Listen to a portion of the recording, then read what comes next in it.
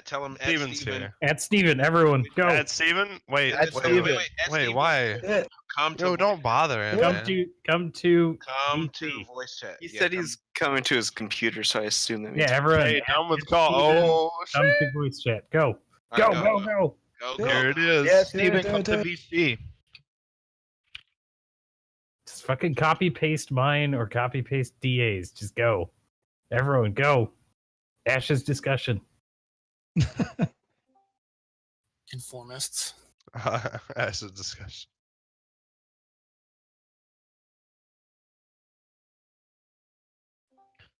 It was all a prank. Zay. Oh, wait, is he here? No, he's not. No, not yet.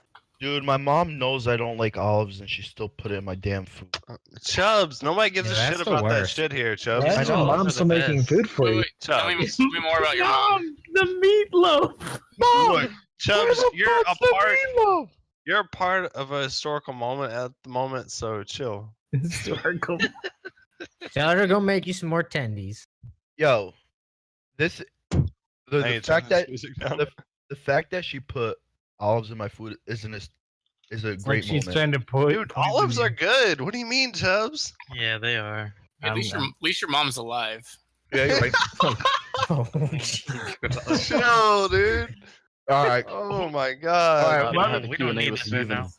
all right. Whoever said that, Jesus, now you make me feel like a No, dick. I don't care about racing for first. You don't What? care about racism? Dude, do you not care about society? I mean, Is come on. this the real life or is it just fantasy? Do you even care if we have fairies and ashes? Like, Wow, we live in a society, dude. Dewey, what 10 out of 10 stream? Would you update your Discord client? It's driving me nuts. What is it? Who was that? What do you mean? Oh shit! It's HS. But what's up, Yo, Angel? Where Hey, how's is it going? Truth? Truth. He's probably in bed. Yeah, he is, because he's listen. gearing up for when we're going to get tanked this weekend together. You had better get him tanked, and I want Oh. videos of that. I'm going to No, but hammer with Truth. It's going to happen. Angel, what do you mean? Like, is my shit On not your updated? screen, like that little green arrow in the corner, that means it's not updated. Like you have an update pending. I don't see it. Oh, I see. Oh, shit. There. Nope, he's It's gone. triggering forever. me. What the hell is this update ready? Oh, so embarrassing. All right, stream. I'm What the hell is this new CS:GO fucking main page? Oh, Whoa! Let's calm Okay. down with the F-bomb, friend. Am I updated now? yeah, friend. I think I am. Bomb. All right, sorry, Steven. sorry. How's it going? Hey, how's it going, Steven? Oh, was that the Steven? Pretty good. Steven. See, Hey, Steven. hello, friend. Hey, Steven. Hello, friend. Sorry we spammed you. That's okay. Yeah, sorry about that. I've They're not grown sorry. They're accustomed not to it. sorry at all. It was a plan. It was precognited.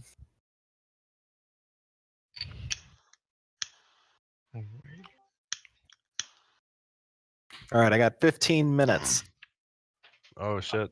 I returned. Oh, hey, that's cool. The discussion channel's collapsed into a bunch of circles. Oh, you gotta click on the voice channel thing and unclaps it. Holy crap. Wow. That's a lot of people. So Steven, Nodes 3. So, yes, The heavy the stuff. nodes, the nodes 3. Don't be nosy. Don't be nosy. Nice, I like it. Working on it. Working on it. Stephen, Yes. what about EU servers for Alpha 1? We are in the process of securing those for next month's testing. Thank you. Well, I can go back to the gym now. See you later. Yep. Actually, I've got one more. That video of the environment, was that Bear's work for the music? No, that was not Bear's work. Bear's Alright, work will be in place by phase 2. Perfect. Nice. I'll tell Shane so he can stop moaning.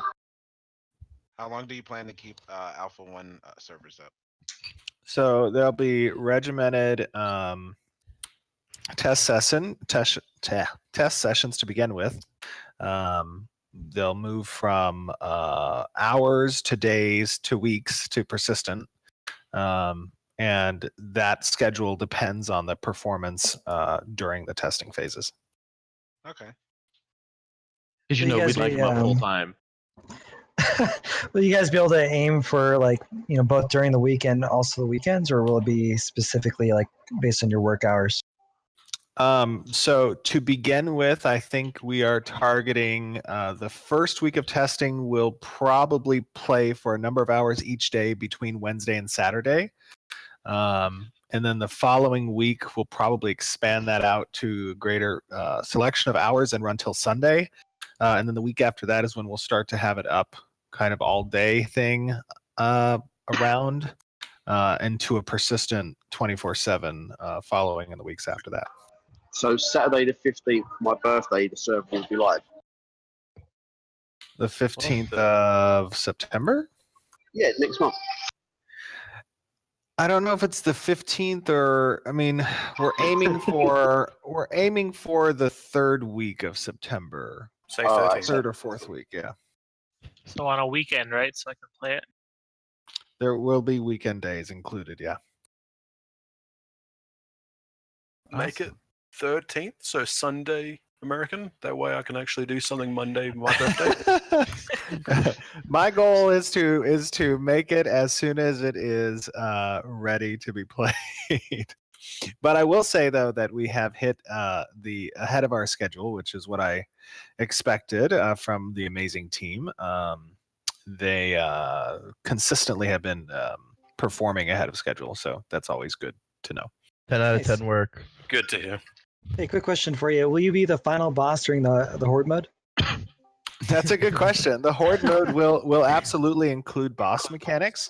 So some of the ideas behind that is going to have a wave mode of a variety of NPCs.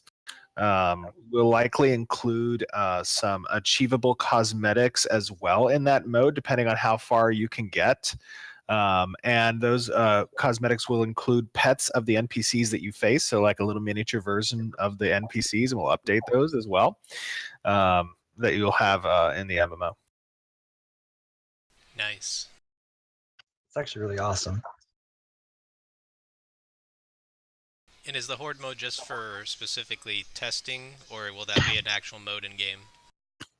That's specifically for testing. It's a way that we thought it would be kind of fun to implement AI mechanics that we're looking to implement, testing the Blackboard for the AI, being able to have variable types of NPCs that have roles, whether it be like a sniper, ranged, melee, boss, heroic, kind of different AI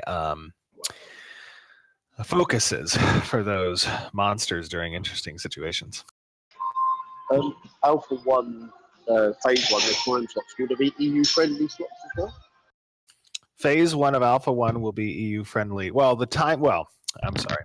The initial time slots, I think, will be EU friendly. I think those will probably start around like 7 p.m. EU time, roughly. So it should be relatively good.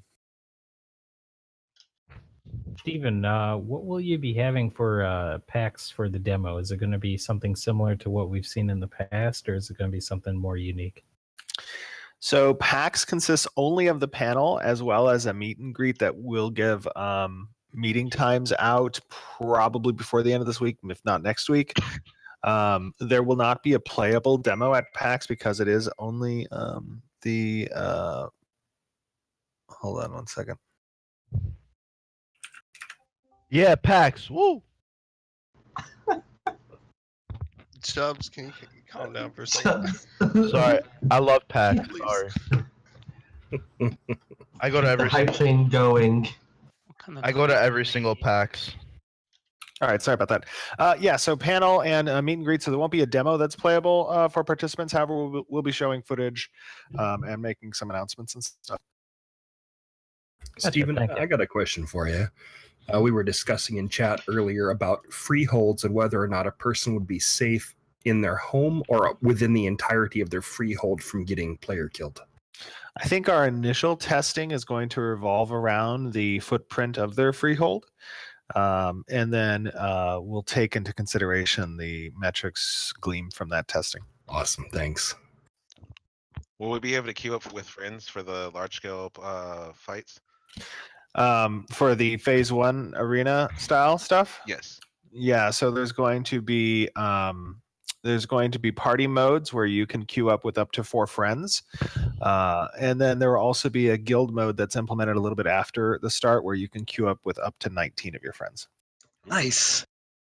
19's an oddball number. Well, it's a Well, total 19 of plus a one. total of 20, right? Yeah, Yeah. a total of 20. You Oh, queue up okay. 19. I was gonna say 19 people. I can't, man. It was mentioned about the name reservations. Is there anything stopping people from grieving others with the name reservations? Saying like, say, if you've got a guild and there are people with doubled up accounts, if they steal your guild's name, is there anything against that or anything? So the name reservations that are present in phase 2 will not be guild name reservations. They will be character name reservations. And I guess, there's no way really to stop an individual from wasting their name reservation to, I guess, grief someone else. I would just depend on the fact that it is limited and expensive to gain the name reservation. So I was more concerned about the guild. Yeah, the guild won't be, the guild name reservations won't be implemented probably until I would say just before beta 1. Okay. Once we have a initial world server list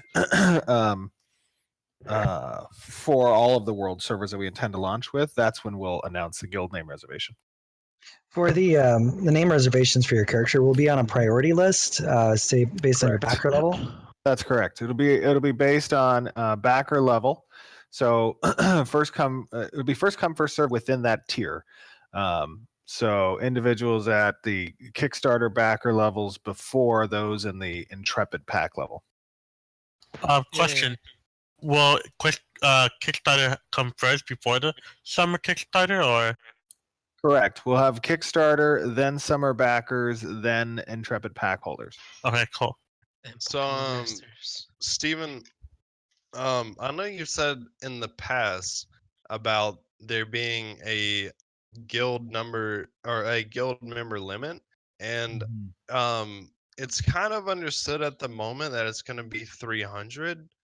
Is that the case, or have y'all changed that, or what? So in testing, we'll start with that cap. However, it's important to note that the 300 is the maximum cap that is attained by leveling the guild and selecting the path of size as opposed to the path of guild skills.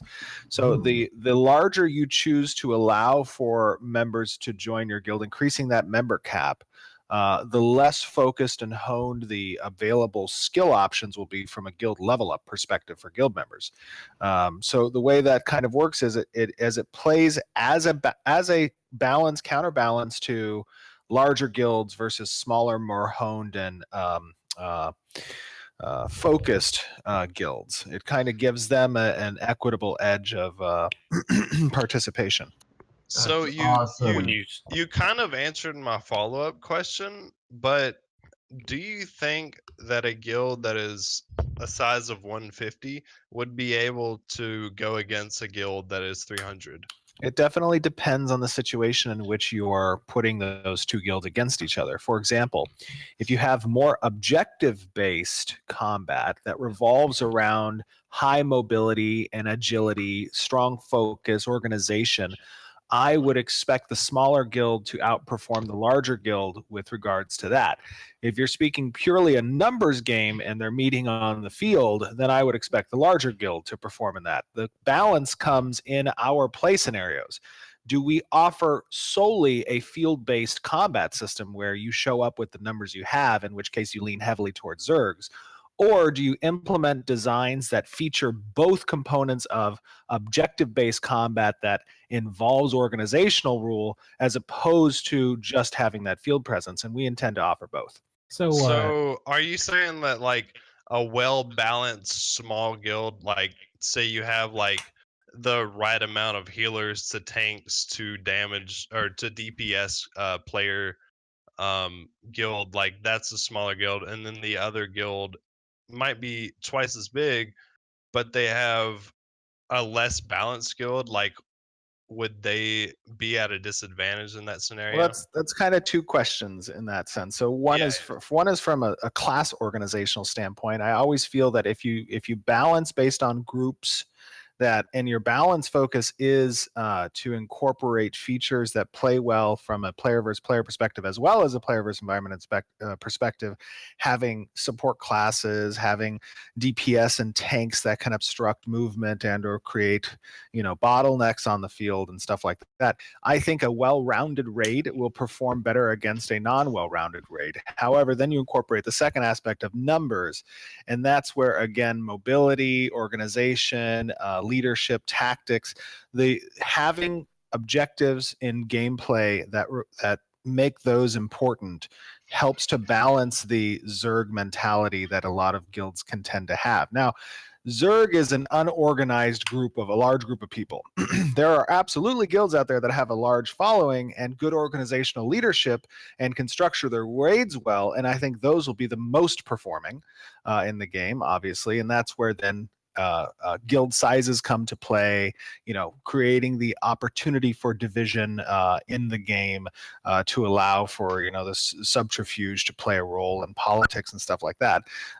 But our focus is making a place for smaller guilds to be competitive with larger guilds as well. Question for you.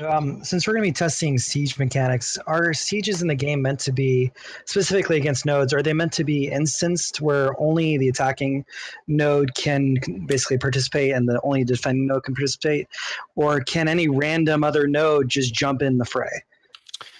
So that's a good question. And there's two types of sieges, right? There's the node sieges and the castle sieges. I think the castle sieges will be more structured towards a guild element and having some structure there. Neither will be instanced in the sense of what an instance actually is, which is taking you out of the open world and putting you into your own shard of existence. But both will be in the open world. But there will be participation structure in sieging castles.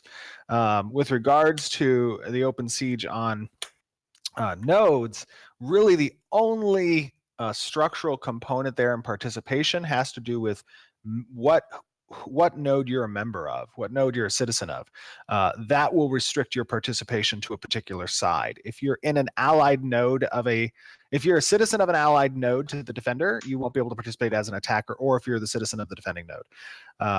And that's pretty much, for the most part, the only structure, I think, for city sieges.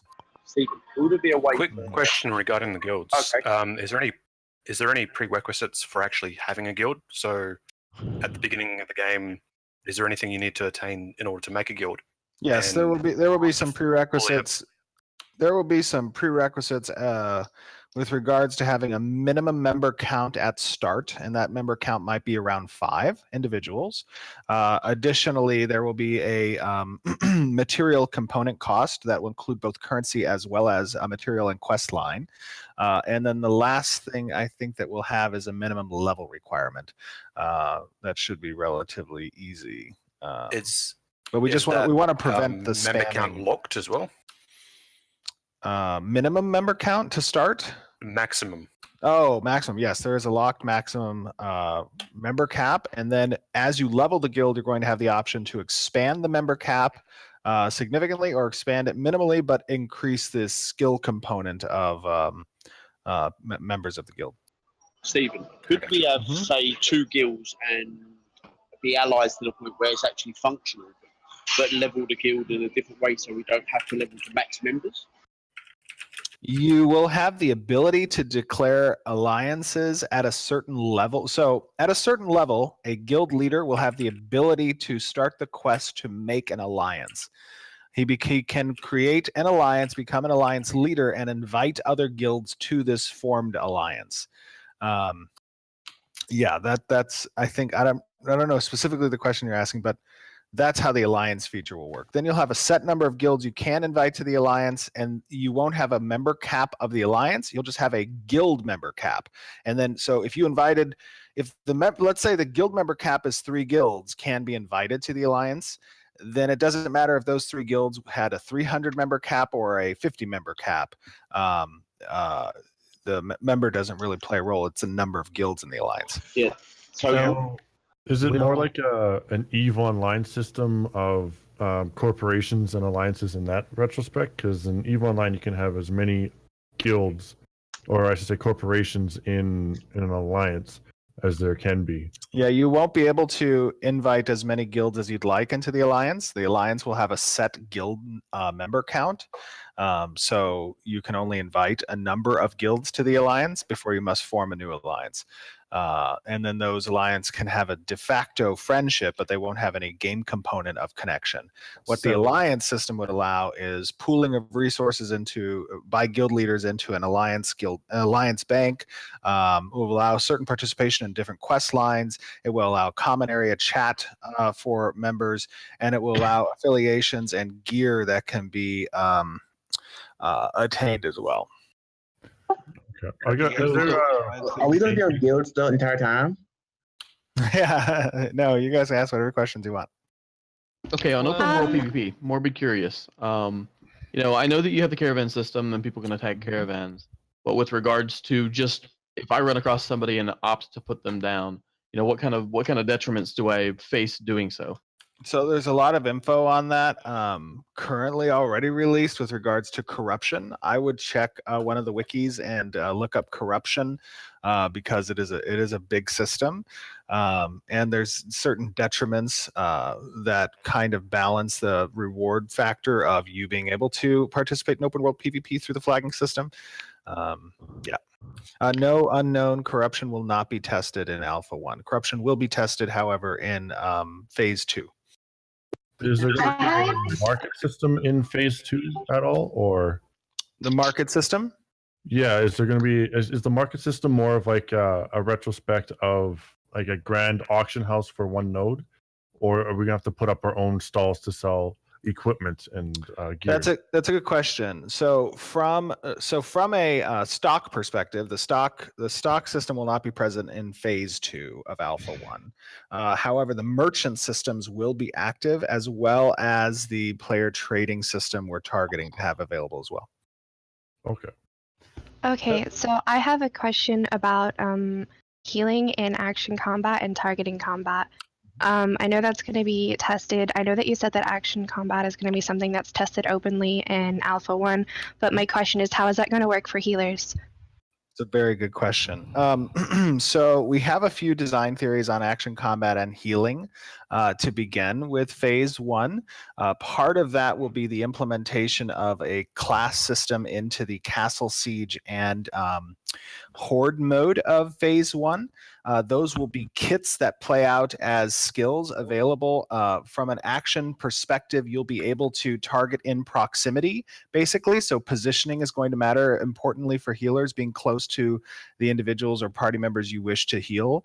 Additionally, you'll have reticle-based healing methods. This would be a template that could be launched in a direction as a pulse of heals or augments. There's a lot of different systems that we're playing with that you'll see more of when we get to those.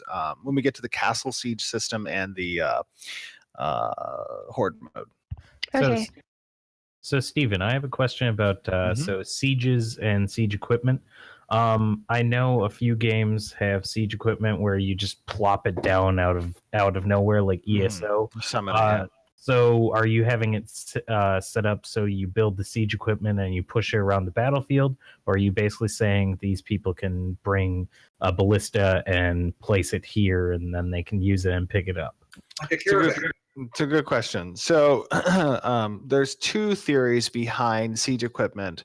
One of the theories is that siege equipment will require materials, constructions, pre-planning, craftsmanship that's needed in order to prepare this equipment to be brought to the field.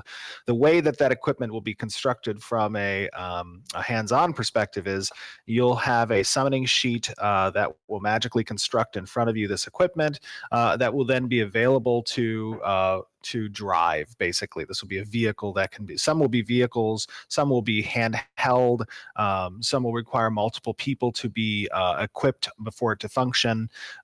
That's the idea behind some of the siege equipment. Gotcha. And then with regards to Alpha 1 Phase 1, however, in the Castle Siege system, we won't likely have that mechanic present.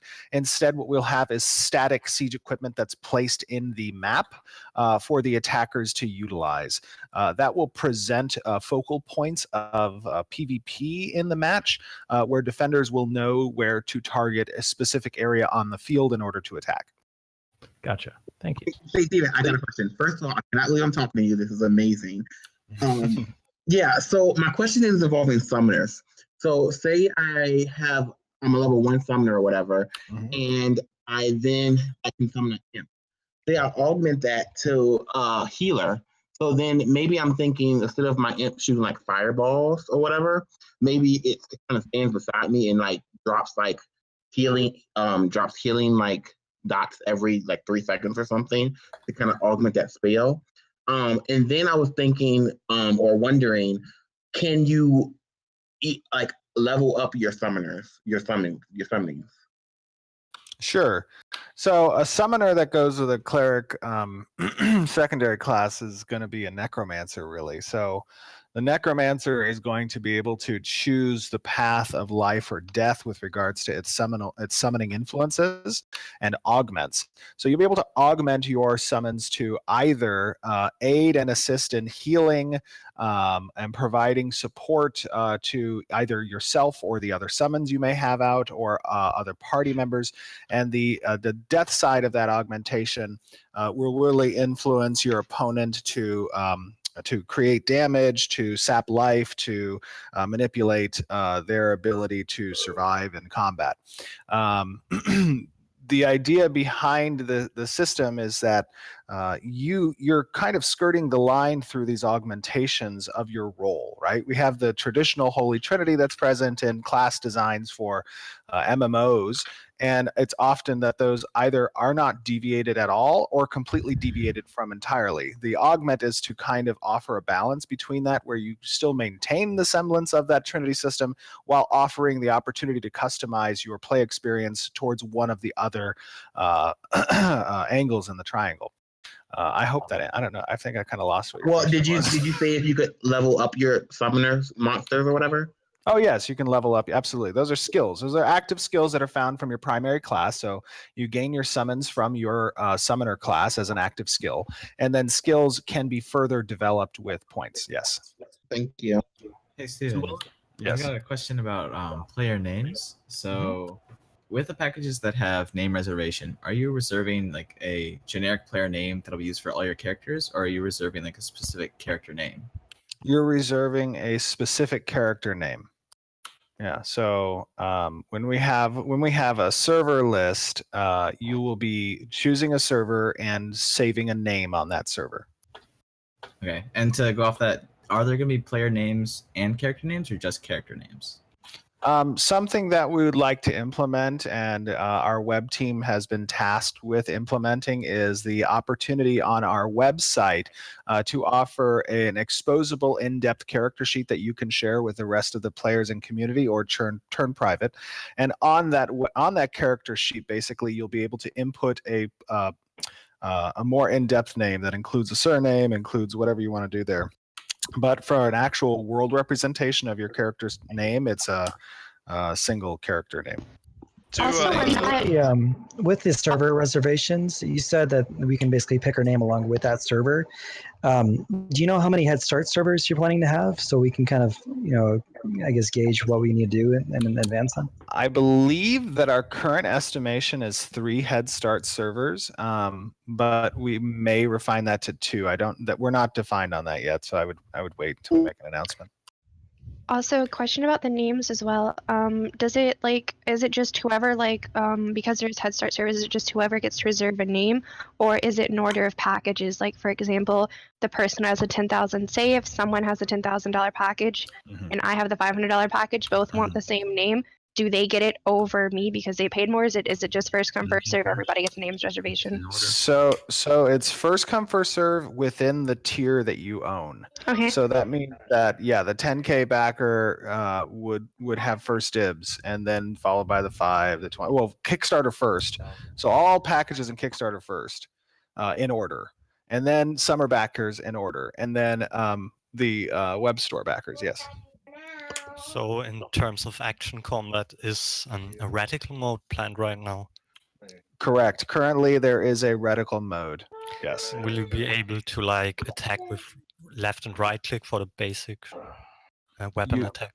You will be able to use the left click for your basic. Currently, it's left click for your basic weapon attack. Okay, nice. Thank you. And then there's a focus button that's present on the right mouse button, and that also activates root motion attacks as well for melee. Will we be able to set keybinds in Alpha 1? Yes, Alpha 1 will include our, I believe it will, actually. I'm thinking real quick. Hold on. I think, yes. I think it does include hotkey customization, keybinds. Yeah. Well, macros of any kind, including on keyword software, will that be allowed or no?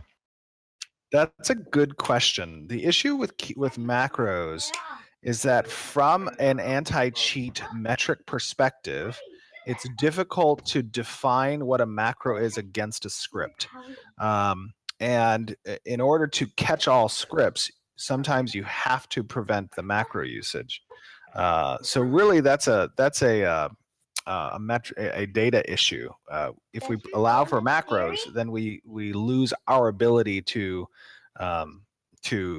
precisely ban script users, botters. Jumping back to EU publishing. I'm sorry? Any news on EU publishing? No news on that. We're preparing for our EU servers to be launched near the end of next month. So, Steven, yes, about add-ons and mods. I know that you said before that you didn't want to have too many, but there's, for example, on WoW, I'm a role player. There's one called My Roleplay. It lets you have history, eye color.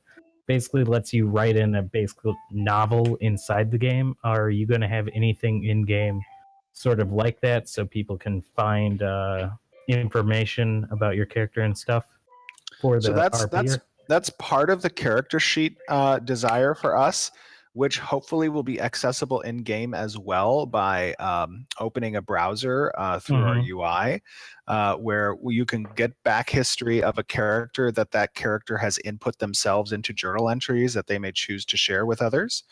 That specifically with regards to that feature you just mentioned, that is something that we have actually thought about because, from a role play perspective, we want people to be in depth with their characters. About APIs, that is something that I am still considering. I see Shunix asked, Stephen, can we get OCE friendly times for alpha?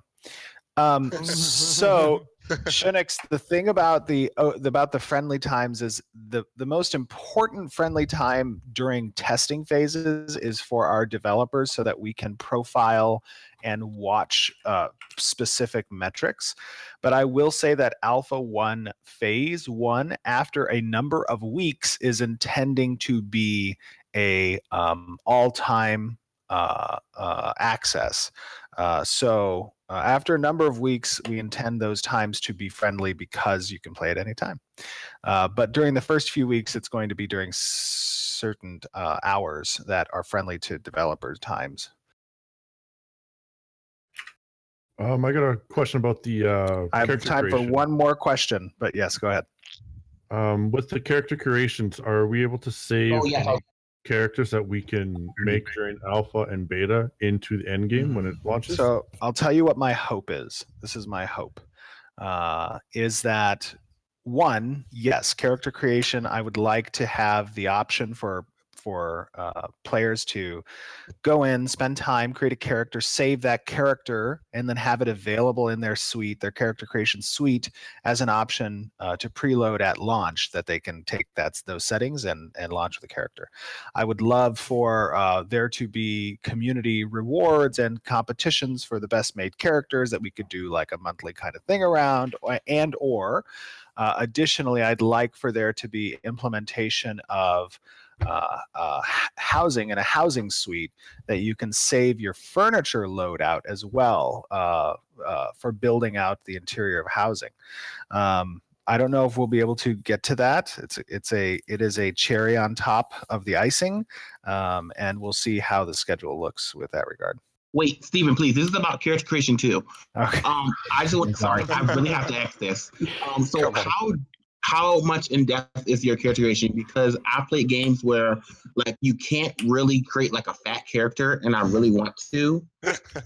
And like all you can do is have like really muscular characters, and I want to create like a fat. So there definitely is going to be a range to the weight aspect of a character as well as the height, because from a character creation, from a character artist standpoint, as a pipeline goes, you must create the armor to fit and adjust on a skeletal body that is not blown out.